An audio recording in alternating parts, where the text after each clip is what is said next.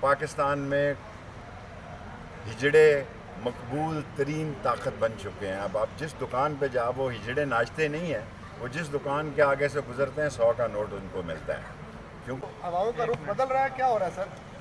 سر آج تو مجھ اسٹیشن پہ جو کیس تھا وہ محمود جہانگیری صاحب بہت زبردست جج ہیں, انہوں نے کینسل کیا ہے, فنش کیا ہے اور مجھے باعزت بری کیا ہے.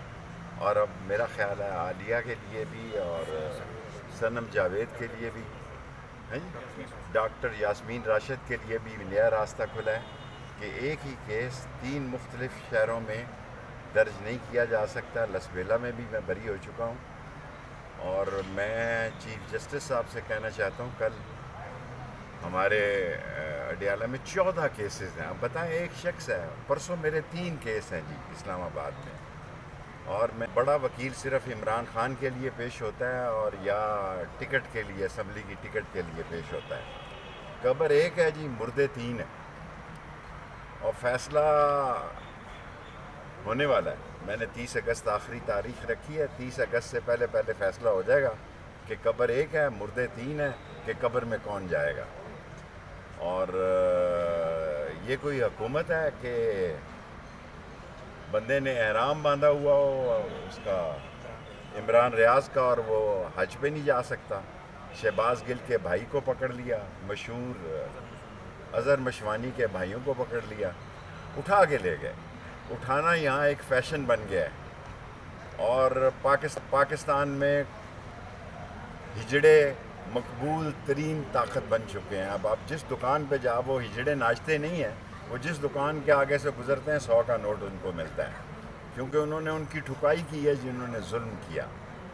سو میں یہ سمجھتا ہوں کہ کل جو ہائی کورٹ میں اڈیالہ جیل میں کیسز ہیں, میں چیف جسٹس صاحب سے اپیل کرنا چاہتا ہوں کہ غریب مر گیا, 2000 روپے لگتے ہیں. آئی ایل ایف کو میں 4 صوبائی ہیڈ کوارٹر میں 30 اگست کے بعد استقبالیہ دوں گا. باقی وکیلوں نے بڑے وکیلوں نے کمپنی کی مشہوری کی ہے, ٹکٹیں لی ہیں, اور صرف عمران خان کا اور بشرا بی بی کا کیس لڑا ہے. کسی غریب ورکر, ریڑھی والے کا, ٹانگے والے کا, ڈنٹر کا, پینٹر کا, ویلڈر کا, مکینک کا, موچی کا, دھوبی کا, درزی کا, کیونکہ موسٹلی یہی لوگ تھانوں نے پکڑے, ان کا کسی نے کیس نہیں لڑا سوائے آئی ایل ایف کے. اور میں سمجھتا ہوں پاکستان اہم ترین دور سے گزر رہا ہے. ان بیکاریوں کو نہ سعودی عرب سے خیرات ملی, نہ یو ای اے سے ملی, اور چین سے بھی منہ لٹکائے ہوئے آئے ہیں.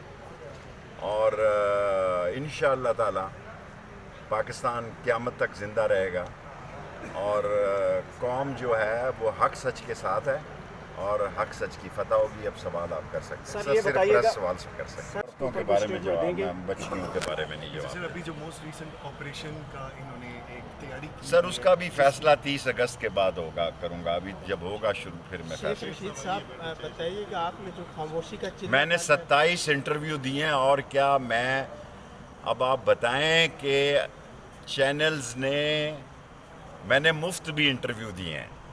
میں نے عید پر 27 انٹرویو دیے ہیں. 30 اگست کو تک میں اب ریسٹ کروں گا. میں 40 روز کے چلے میں میری صحت افیکٹ ہوئی ہے, اس سے میں امپروو کر رہا ہوں.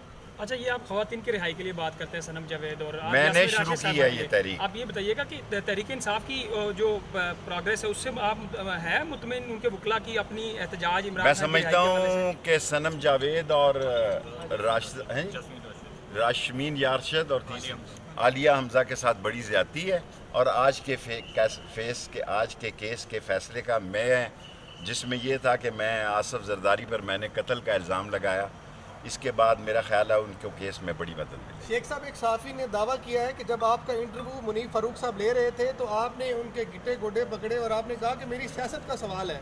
اور اب آپ میں منیب فاروق, مجھے کچھ پتہ نہیں تھا.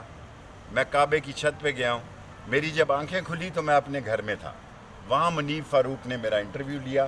میں ان کا مشکور ہوں کہ جو میں نے کہا انہوں نے وہی نشر کیا, اور مجھے فخر ہے کہ میں 40 دن کیا 40 سال بھی رہتا تو عمران خان اور بشرا بی بی پر الزام نہ لگاتا. اب آپ 30 اگست کے بعد سیاست میں 30 اگست کے بعد